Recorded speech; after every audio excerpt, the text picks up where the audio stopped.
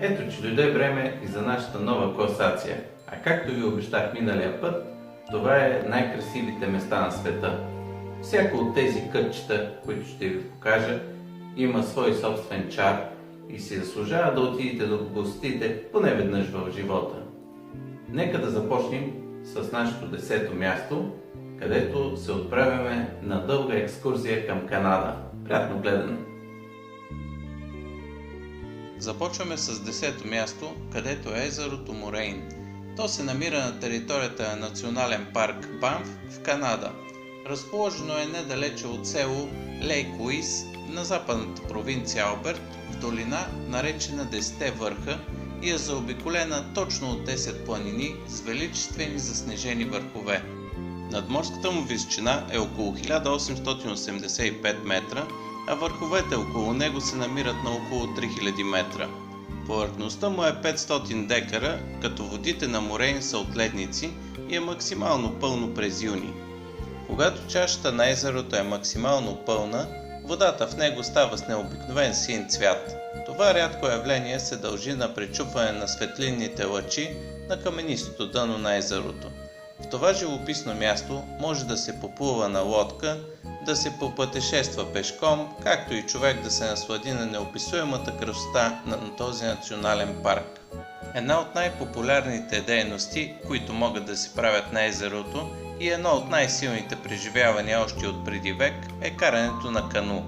Ако решите да покарате кану, не забравяйте да си отделите поне 1 час за пътуването си, тъй като това ще ви даде достатъчно време да посетите и опитате всичко, което това езеро може да ви предложи.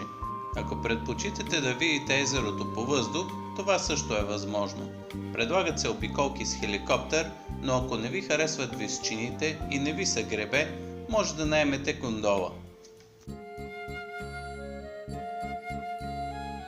Номер 9. Фернандо де Норонha.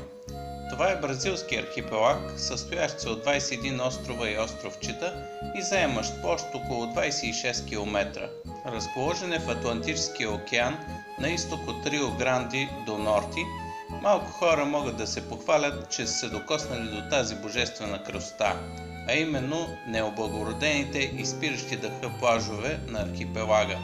И не е чудно, защото този архипелаг край североизточното крайбрежие на Бразилия е обявен за морски национален парк през 1988 година. Сега в момента от тук минават не повече от 420 туристи по едно и също време. Посещението на архипелага е лимитирано със закон от Конституцията на Бразилия, тъй като мястото е защитена природна територия. Фернандо де Норонha е една от най-уникалните екосистеми. Тук има множество ендемични видове, които ги няма никъде другаде по света. Има и големи популации от дългоноси делфини. Целта им е да се опази тази среда девствена, затова туристите се допускат само от 420 по едно и също време и са задължени да пазят непокътната природата. Малко късметливи, които срещнат архипелага, се лекуват с природната красота, както на сушата, така и в морето.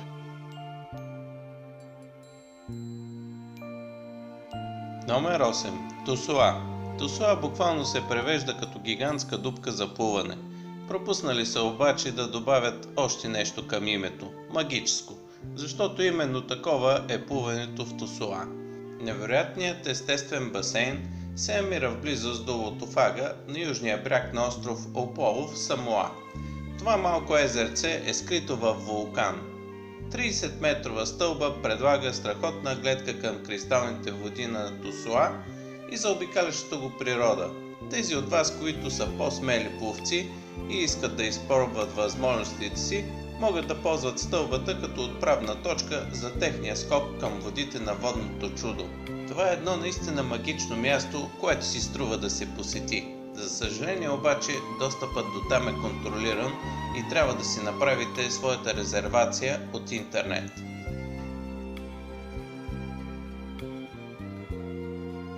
Номер 7.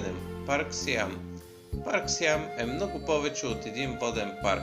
В него има редица възможности, които ще забързат вашия пулс.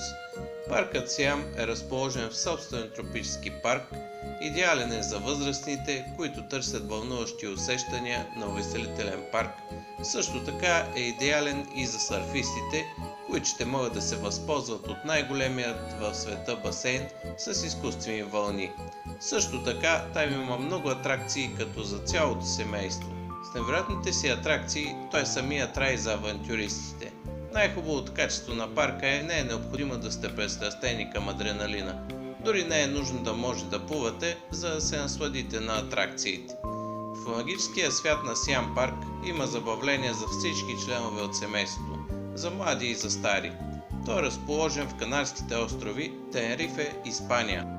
Паркът е отворен целогодишно, защото климатът там е един и същ през цялата година, около 30-32 градуса по Целзий, както и над 340 слънчеви дни годишно. Друга атракция, предлагана от парка, е да плавате на лодка, която се движи в коридор и може да плувате над 30 минути без да е нужно да гребете.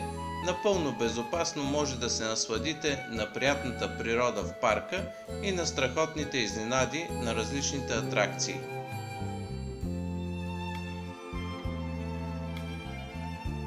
Номер 6.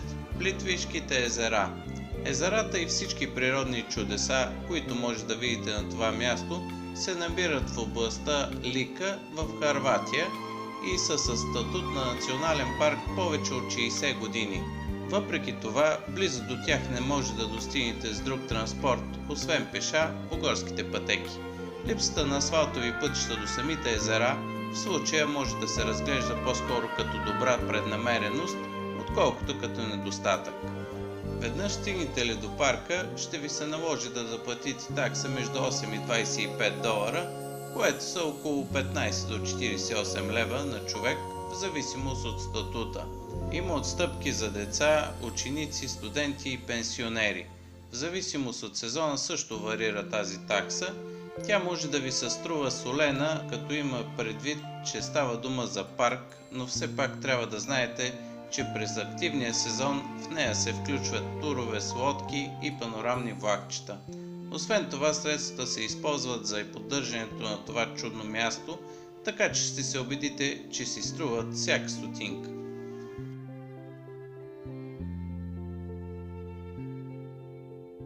Номер 5. Памуккале. Памуккале или замъкът на памука в превод от турски е природна забележителност в югозападна Турция в провинцията Денизли. На върха на Памуккале се намира древният град Иераполис, като и двете са в списъка на ЮНЕСКО за световно наследство. Тектоничните движения в падината на река Мендерес са причинили множество земетресения, които пък са причина за появата на десетки минерални извори. В тези извори се съдържало голямо количество варовик, който се е отлагал с годините и така се е образувало природното чудо Памуккале.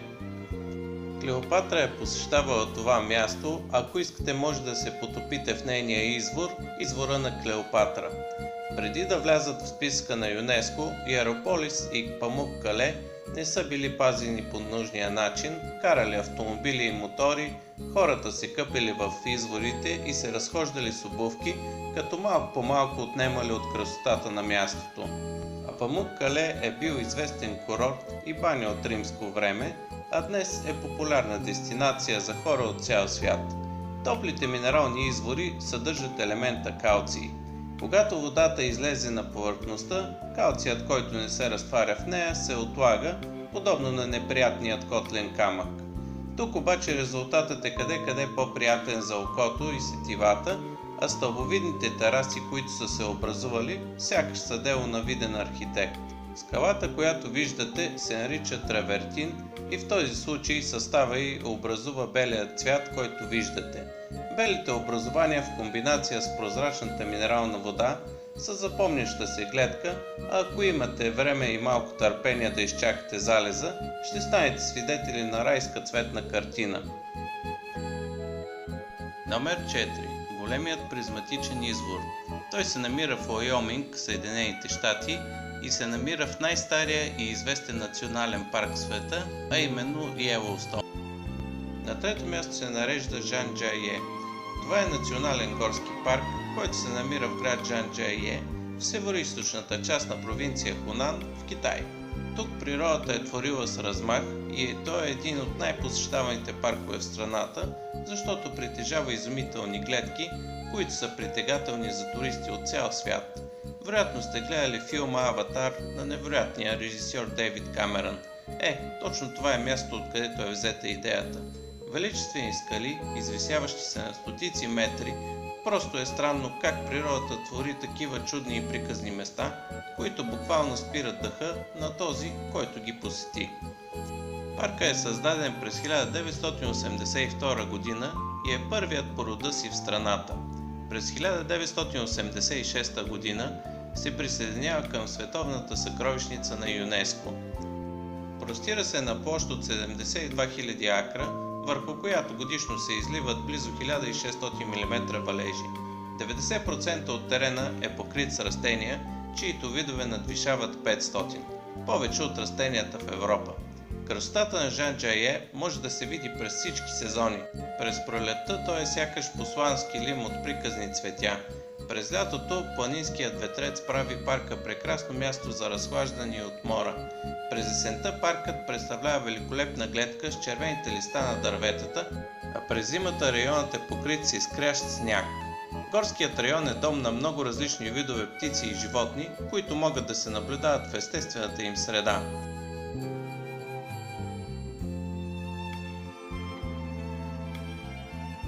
На второ място в нашата класация се нарежда остров Мае. Този остров е най-големият от Сейшелските острови. Населението му е 72 000 души, но туристите често минават тази бройка. На този остров е разположена столицата на Сейшелската република Виктория и тук живеят 90% от населението на страната. Площта му е 153 квадратни километра, а славата и магнетизмът на този остров са толкова привлекателни, че дори новата кралска двойка на Великобритания Уилям и Кейт го избраха за дестинация на медения си месец. В почти всеки хотел на острова има всичко, от което човек може да се нуждае. Спа, фитнес, както и 5-звездна обстановка в модерни условия. Май е типичният представител на Сейшелите. Той съчетава разкошни гори, изобилие от цветя, тропически растения, екзотични животни и птици, бленувани морски брегове, атрактивен воден свят, както и гостоприемно местно население. Комбинацията от всичко това го прави олицетворение на тропически рай, както и едно от най-красивите места на света и заслужено присъства в нашата класация. Номер 1. Лому. Ето, че достигнахме до най-красивото място в днешната класация, а това е остров Лому, който е част от Малдивите. Това чудно място е олицетворение на думата рай. Вила мечта, разположена сред величествени туркоазени води, където ви очакват окачени морски хамаци и вечери над прозорец към лагуната. Островът е нещо като луксозен, максимален брой звезди хотел, прилични луксозни бунгала над океана и зашеметителни залези. Направих си труда да проуча колко горе-долу струва една 7-дневна ваканция на островът и цената не е никак малка. Почивката на такъв вариант за двама ще ви струва около 12 000 лева, с включени почти всички разходи по екскурзията до там и почивката.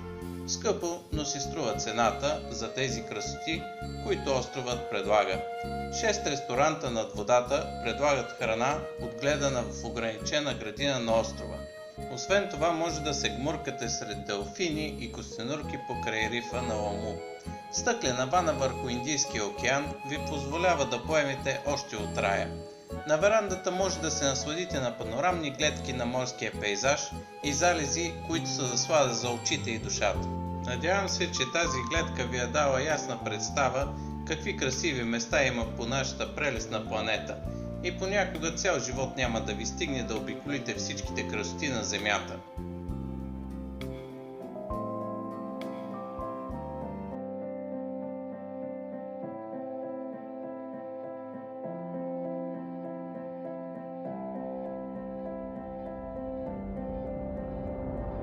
Ето, че дойде края и на днешната класация. Предполагам, че има все някое място, което ви е грабнало окото и искате да посетите. Напишете отдолу в коментарите кое е то.